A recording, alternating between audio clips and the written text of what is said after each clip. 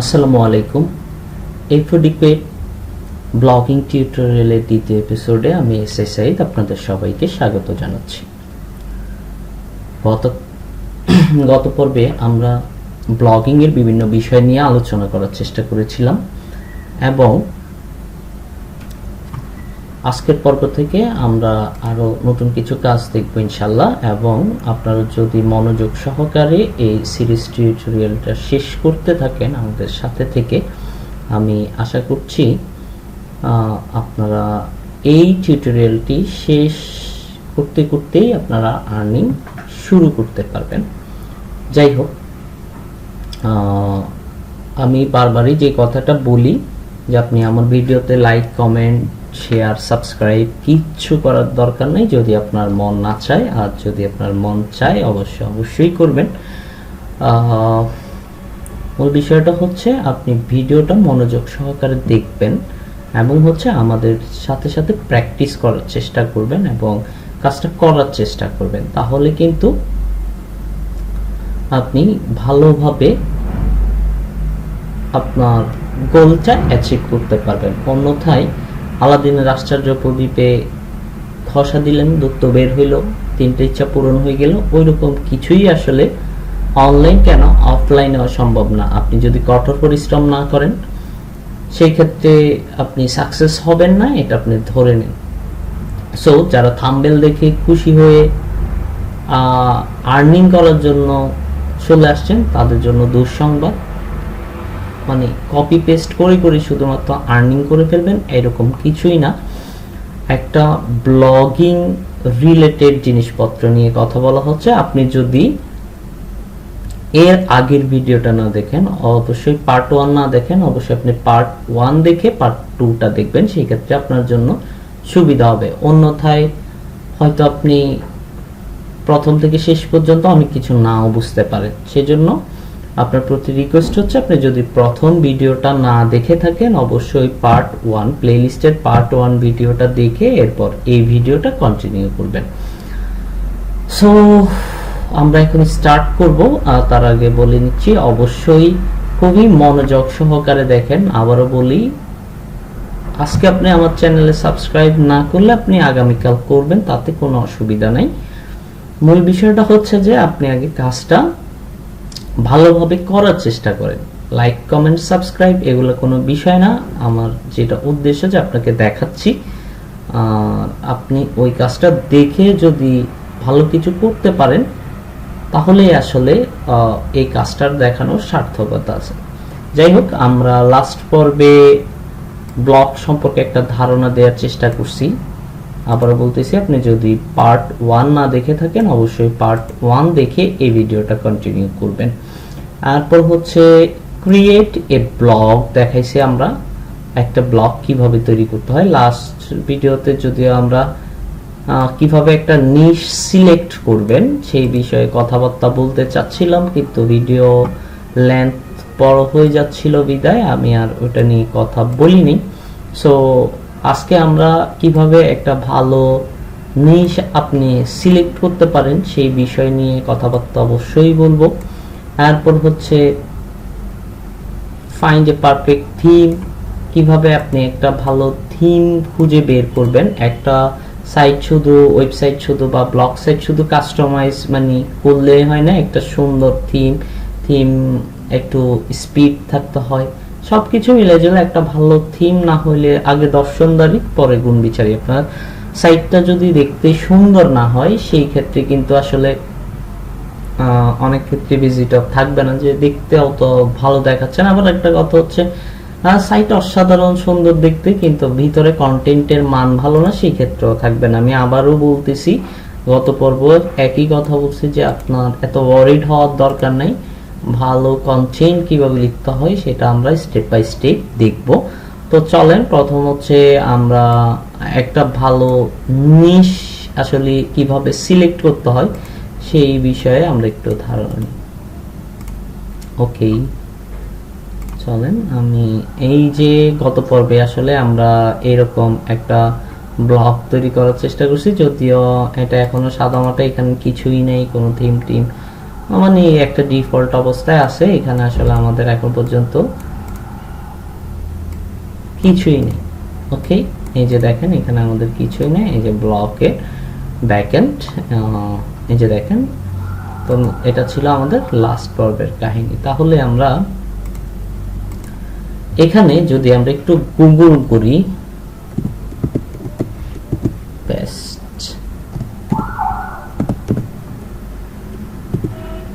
Best blogging নিশ 2022। ওকে, আমি প্রথম এইভাবে আপনাদেরকে যদি আমি দেখানোর চেষ্টা করি, এই যে দেখেন এখানে আপনি গুগলে সার্চ দিলে এই মুহূর্তে আপনার কাছে অনেক অনেক নিশের নিউজ চলে আসছে। ধরেন আমি যদি গুগল সার্চের এই জায়গাটা একটু দেখার চেষ্টা করি, এখানে দেখেন এখানে আমাকে বলতেছে যে ডিজিটাল মার্কেটিং, সরি, এই যে digital marketing, blogging and making money online, health and fitness, personal and finance, recipes and food, personal development and self care. এই যে দেখেন আমরা কিছু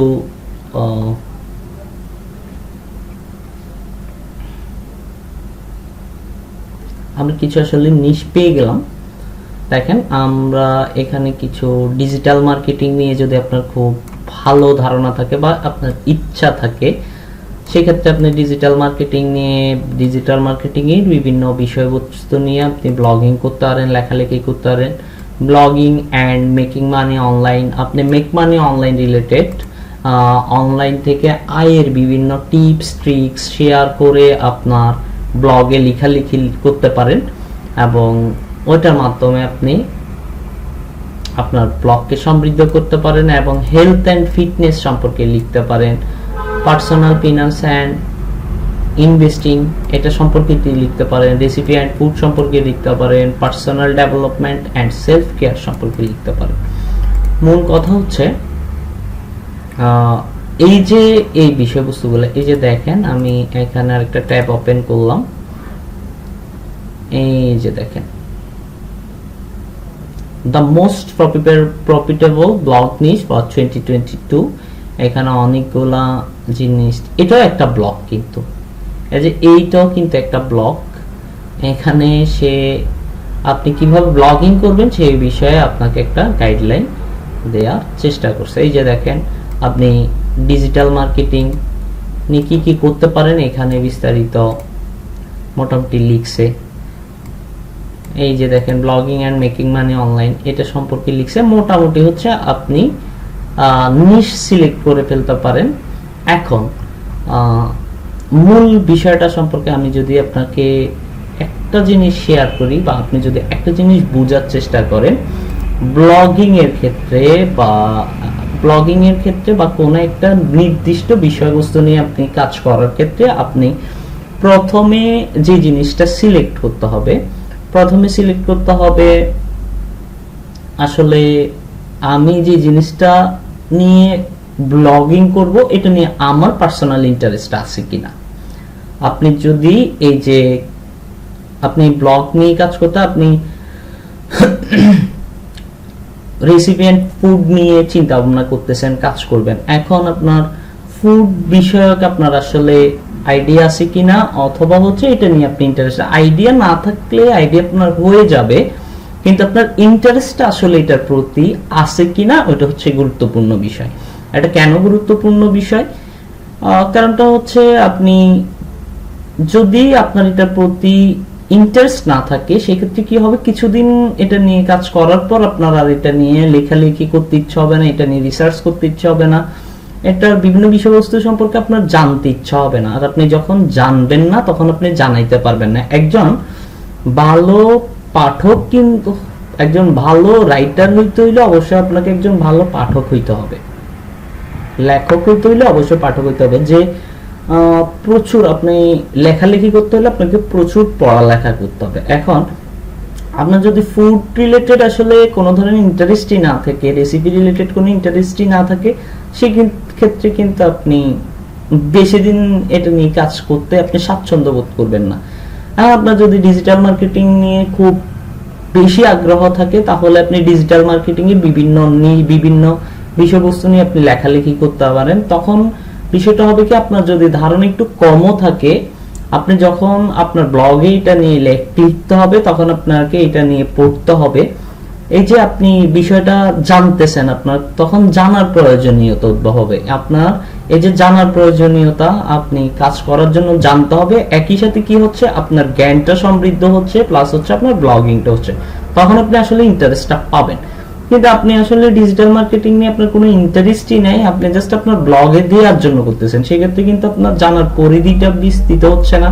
আর জানার পরিধিটা যখন বিস্তৃত হচ্ছে না, আসলে তখন আপনি জিনিসটা থেকে ডে বাই ডে দূরে সরে যাবেন। সো ব্লগিং এ নিশ সিলেকশনের ক্ষেত্রে হচ্ছে আপনার মূল বিষয়, একদম মূল বিষয়টা হচ্ছে আপনাকে আপনাকে অবশ্যই যে বিষয়ে ব্লগিং করবেন ওই বিষয়ে আসলে ইন্টারেস্ট থাকতে হবে আপনার। আদারওয়াইজ আসলে আপনি খুব একটা ভালো করবেন বলে আমি মনে করি না। সো আমরা যে কোনো একটা নিশ সিলেক্ট করব এবং ওই নিশের জন্য কিভাবে আমরা কন্টেন্ট বের করে আমাদের নিজেদের মতো সাজায় আমাদের ইউনিক কন্টেন্ট বানাই, ওইটাকে আসলে পোস্ট করে ব্লগিং করা যায়, সেই বিষয়ে আসলে আমরা দেখব। ওই জন্য আমাদের অবশ্যই সিরিজ টিউটোরিয়ালটা আপনি শেষ পর্যন্ত দেখবেন বলে আমি আশা করছি। আর সেই জন্য চ্যানেলটা আপনার যদি মন চায় অবশ্যই সাবস্ক্রাইব করে নেবেন, আর যদি মন না চায় তাহলে কিছু বলার নাই। তবে আমি বিশ্বাস করি আপনি যেহেতু এফএডুকেট ফ্যামিলিতে একবার চলে আসছেন, আপনি আজকে না হন আগামীকাল আপনি আমাদের এই ফ্যামিলির সদস্য হবেন বলে আমি আশা রাখছি। যাই হোক, কোনো অসুবিধা নাই। আমরা হচ্ছে আমরা একটা নিশ কিভাবে সিলেক্ট করে, একটা নিশ সিলেকশন নিয়ে আমরা কথা বললাম। এখন হচ্ছে যে জিনিসটা সম্পর্কে আমি কথা বলবো, ফাইন্ড এ পারফেক্ট থিম। একটা ভালো থিম আপনি আসলে কিভাবে খুঁজে বের করবেন সেই বিষয় নিয়ে আমি কথা বলবো। আজকের ভিডিও এটা নিয়ে কথা বলেই আমি কিন্তু শেষ করে দিব। জাস্ট আপনাদেরকে এই বিষয়টা নিয়ে আইডিয়া অবশ্যই দেওয়া দরকার। আপনি ব্লগিং করলে অবশ্যই একটা ভালো থিমের প্রয়োজনীয়তা পড়বে। আর ওই থিমটা ফ্রিতে আসলে আপনি কত ভালো থিম কিভাবে খুঁজে পাবেন ওই বিষয়ে আসলে দেখাই দেওয়ার চেষ্টা করব। এই ইনফরমেশনটা আপনার খুব বেশি কাজে লাগবে।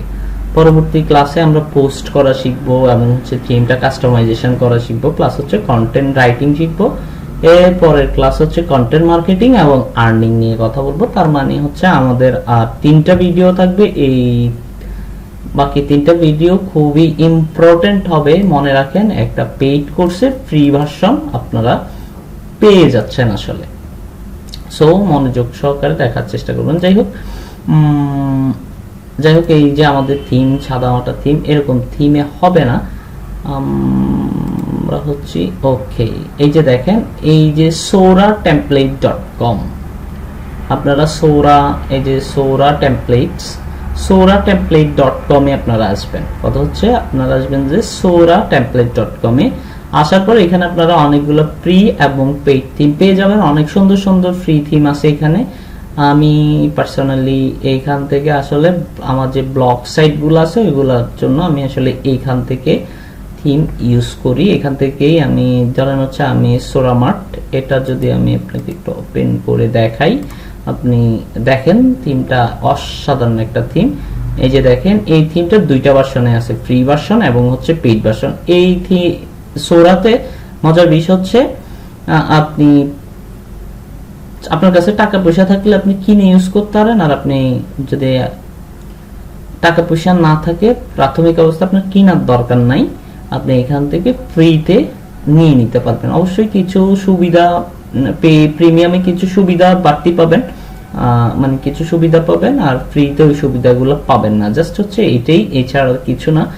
তো যেহেতু ফ্রি ইউজ করবেন, টাকা পয়সা খরচ করবেন না, সেই ক্ষেত্রে হচ্ছে কিছু সুবিধা থেকে বঞ্চিত হইলে অসুবিধা নাই। তো দেখেন এই থিমটা, আমি যদি এই থিমটা, এই যে দেখেন এখান থেকে আমি ডেমো দেখতে পাচ্ছি, এই যে এখান থেকে আমি যদি ডেমো দেখি, এই যে থিমটা এই রকম দেখাবে।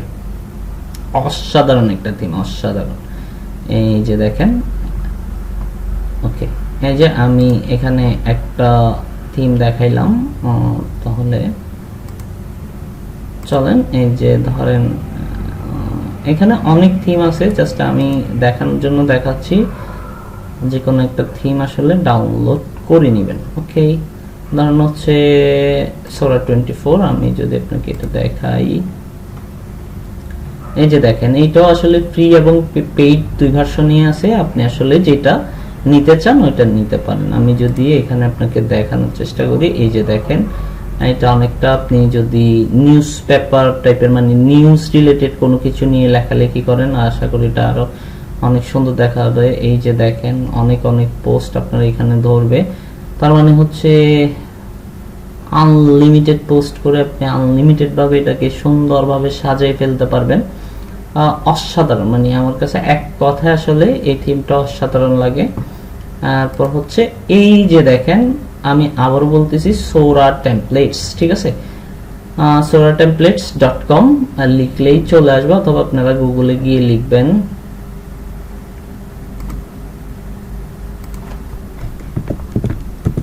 সোরা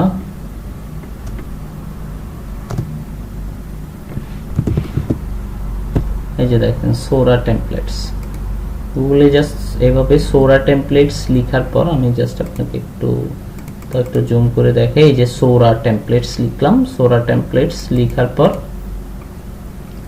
এই যে প্রথম সাইটটা, আপনি এই সাইটটাতে চলে যাবেন। আল্লাহ, অনেক অনেক অনেক অনেক অনেক অনেক থিম আছে আপনার জন্য। আপনার কত ফ্রি থিম লাগবে, এখানে অনেক অনেক অনেক অনেক ফ্রি থিম আছে। ম্যাক এই থিমটা আরো অসাধারণ একটা থিম। ওকে, এই যে আপনি জাস্ট এখান থেকে ডাউনলোড নাও ক্লিক করলে আসলে এখান থেকে আপনি ডাউনলোড করে ফেলতে পারবেন। যাই হোক, আমরা আসলে আজকে টোটাল হচ্ছে আমরা এখানে what is blog, create a blog, select niche, find a perfect theme, এই কয়টা জিনিস নিয়ে আলোচনা করলাম। আরো 5-6টা জিনিস আছে, 4-5টা বা 6টার মতো জিনিস আছে, যেটা করার পর অবশ্যই যেটার মাধ্যমে আপনার আর্নিংটা শুরু হবে। আমি এত বক বক করে বা একদম ছোট ছোট বিষয় নিয়ে কেন কথা বলতেছি, কারণ আমি বিশ্বাস করি যে অনেক ব্যক্তি আছে এখানে একদম নিউ, যাতে একদম নিউ একজন পারসন সেও এটা দেখে সঠিক ধারণার মাধ্যমে ভালোভাবে কাস্টমাইজেশন করতে পারে এবং ভালোভাবে তার আর্নিং শুরু করতে পারে। যাই হোক, আজ এই পর্যন্ত, দেখা হবে পরবর্তী এপিসোডে। ততক্ষণ পর্যন্ত ভালো থাকবেন, আর ভদ্রতা দেখাই সাবস্ক্রাইবটা করে ফেলবেন, না করলে অসুবিধা নাই, আজকে না করলে আগামীকাল অবশ্যই আপনি সাবস্ক্রাইব করবেন বলে আমি বিশ্বাস করি। ভালো থাকবেন, আল্লাহ হাফেজ।